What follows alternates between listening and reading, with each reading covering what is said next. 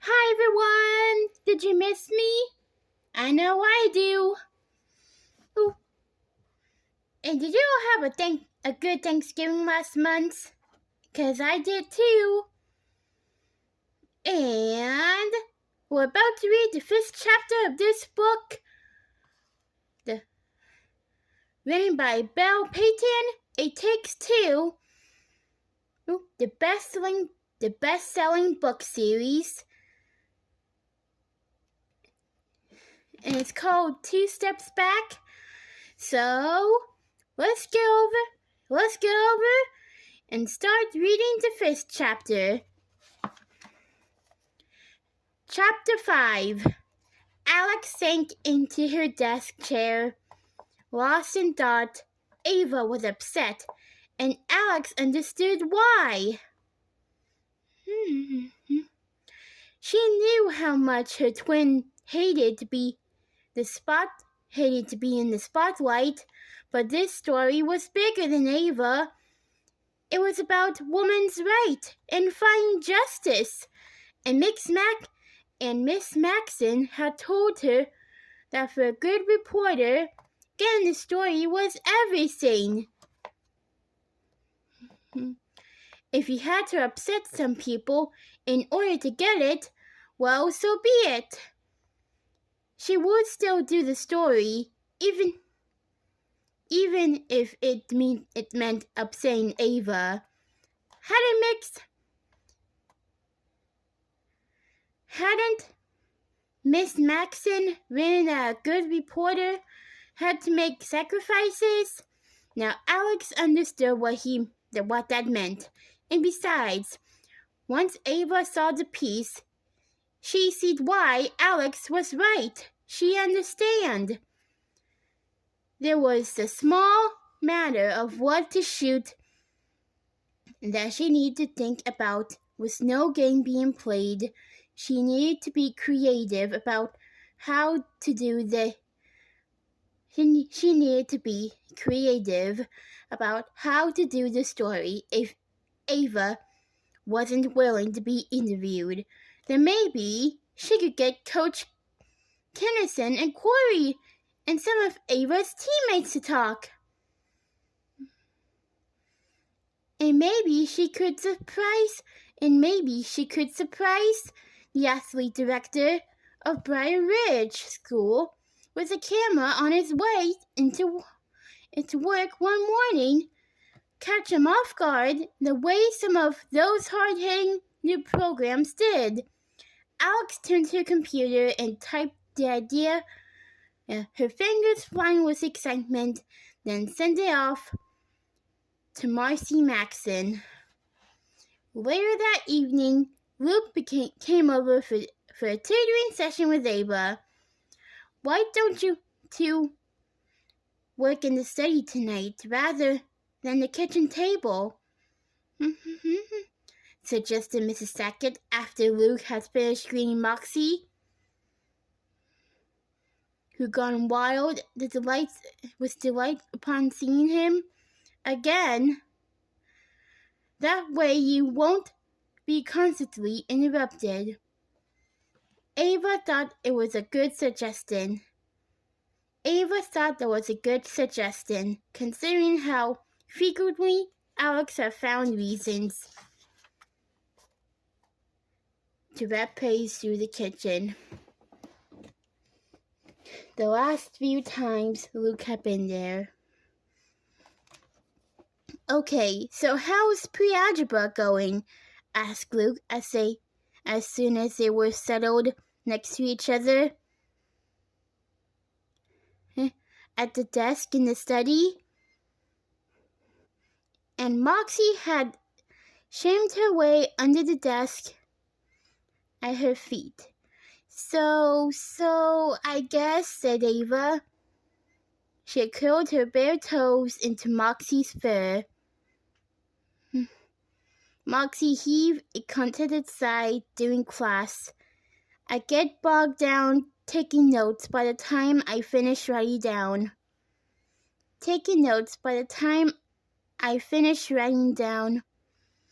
What the teacher said. She moved on to the next day, and there was a hesitant knock at the door, and Alex walked in. "Oh, sorry to interrupt you, Ava," she said. "Oh, hi." She acted surprised to see Luke. Yeah, right. Ava knew that Alex had known full well Luke was coming tonight. "By the way, Ave, have you seen my library book?" Ava's eyes narrowed. Alex has changed out of the comfy flannel pants and t-shirt that she'd been wearing at dinner. And now she wore her new blue shirt and form-fitting jeans. Ava could also see that she had sparkling pink lip gloss on. No, Alex, she sighed. "I haven't seen your book."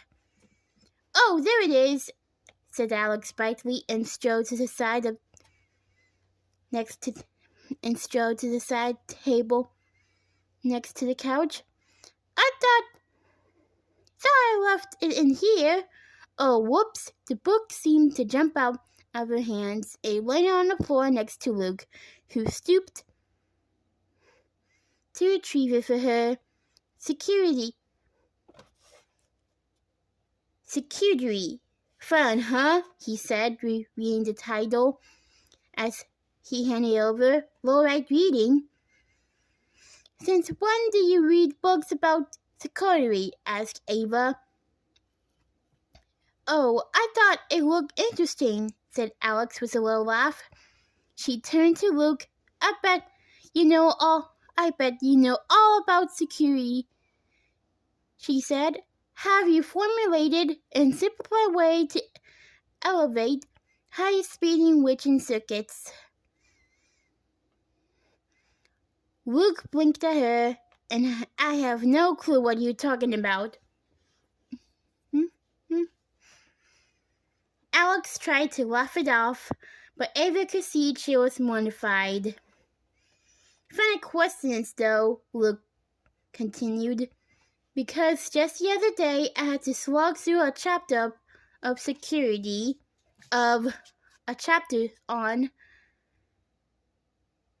circuitry for my physics homework. It's tough going if you're not into that sort of thing. I'm more of an English and history guy," I admitted. He bopped Ava playfully over the head with his pencil.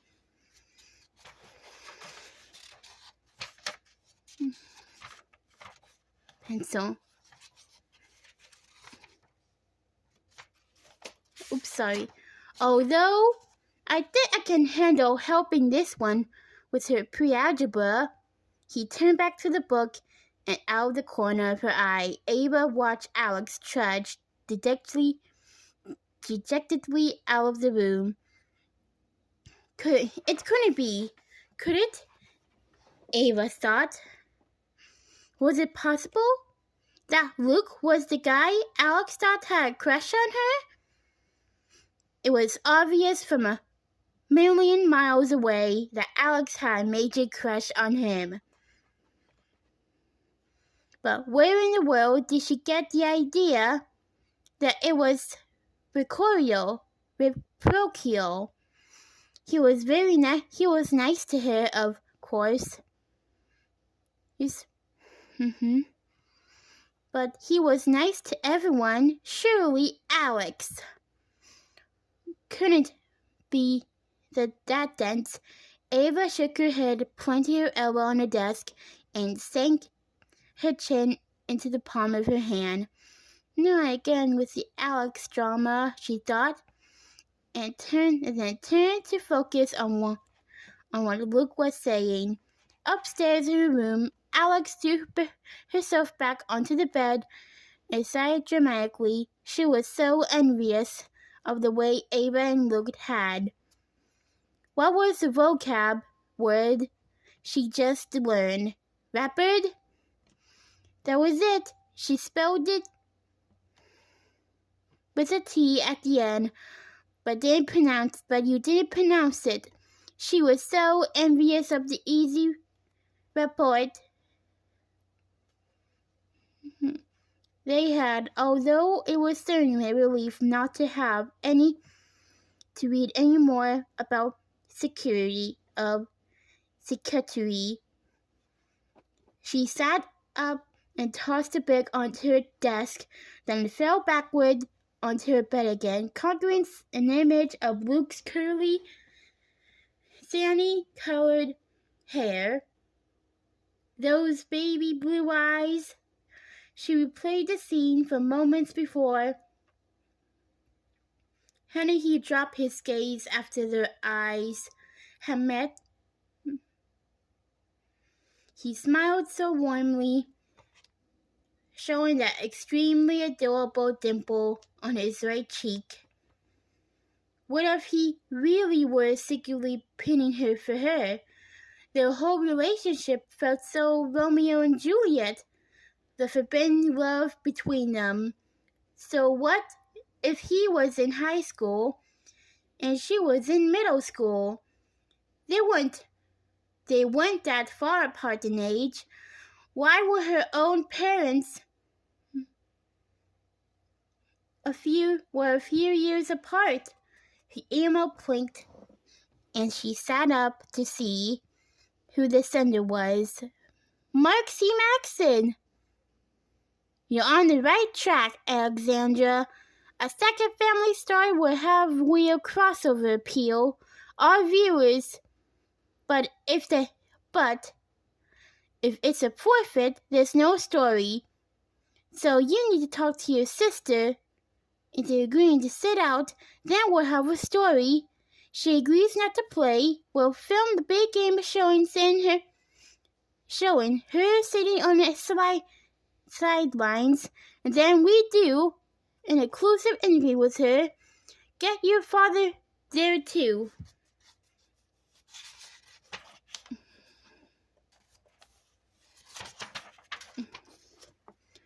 So let me know after you spoke with your sister.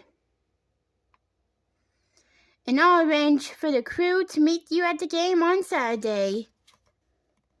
Alex gulped. This was a new wrinkle. How was she supposed to talk to Ava into agreeing not to play, let alone convince her to let herself be filmed? Sitting out would go against everything their parents had taught them about standing up for yourself, even if Ava did drop out. There was no guarantee Coach Carrison would accept her decision. Alex groaned with a complicated mess. A text came from Emily. Greg Fowler still hasn't asked me to homecoming. If he doesn't, should we plan to go together, you and me?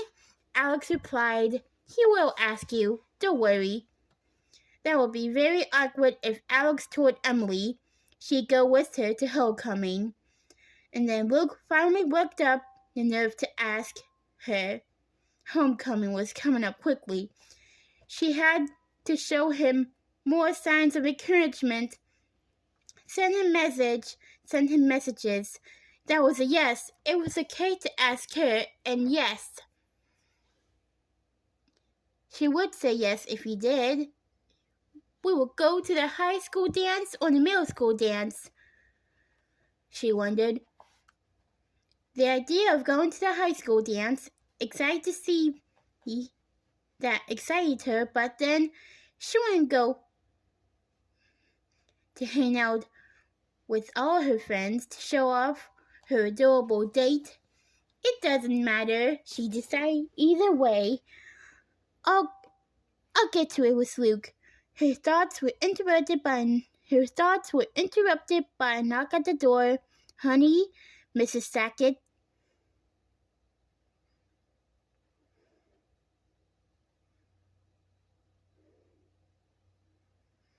Honey, Mrs. Sackett said, stepping over Alex's desk. May I ask that you're not interrupting?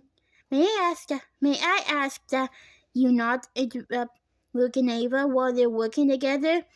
You know your sister had a hard time enough concentrating, and putting them in the study would be a good plan, but all we need is to let them work in peace. Sure, Mom. Yes, sure, Mom, said Alex, trying to keep her tone natural. Sorry about that.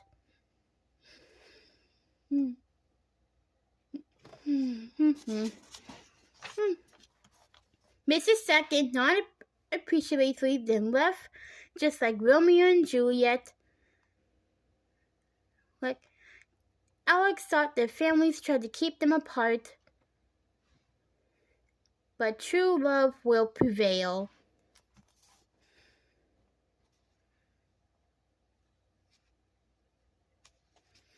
Wow. Alex is right. True love is prevailing.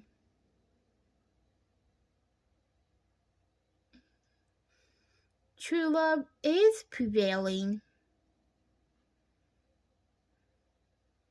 Just like Romeo and Juliet. And what do you think will happen next? Well, we'll find out in chapter 6, right after I read you more tomorrow. This is me, Head Pain, sign off, and I'll see you next time.